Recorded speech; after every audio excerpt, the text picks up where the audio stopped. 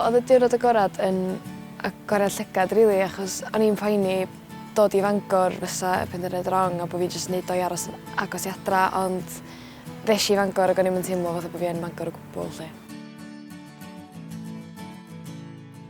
Mae byw yn J&J, mae o'n ychwanegu gymaint at y profiad Prifysgol. Mae gymaint o bobl yna ti'n dod i'n nabod a mae jyst y syniad o gymdeithas Cymraeg yn Mangor, mae jyst calon o'n J&J, dwi'n meddwl. Dwi'n gwneud Cymraeg a Theatr y Cyfryngau. Dwi wastad efo rhywbeth newydd i wneud a modiwl newydd i gychwyn lle mewn cwm. Dwi'n aelod o Gymdeithas Drama Gymraeg, cor aelwyd J&J a IMCB, lle mae hynna'n golygu lot yn ysweithio allan. Mae bod yn IMCB yn eitha cŵl achos gen ti'r nosweithio allan a gen ti Clwb Cymru sy'n lot o hwyl a gwisgo fyny a gweld pawb yn edrych yn hollol wirion.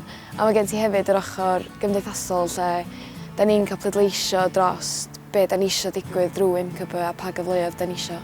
Ges i 2,000 o bunno gan y Coleg Cymraeg Cenedlaethol i astudio Mangor ac o hwnna bendant yn rhan mawr o pam ddes i Fangor. A wedyn ges i bwrsoriaeth gan Prifysgol Bangor hefyd, lle mae'n handi fel yna. Bod yn hapus efo bob bynnag dwi'n gwneud, dwi wedi dysgu rwan sy'n rhaid i chdi fod yn un peth, lle gei di fod yn chydig o beth ar un pryd, a dwi'n meddwl mae hynna'n rhywbeth dwi wedi dysgu yn Bangor.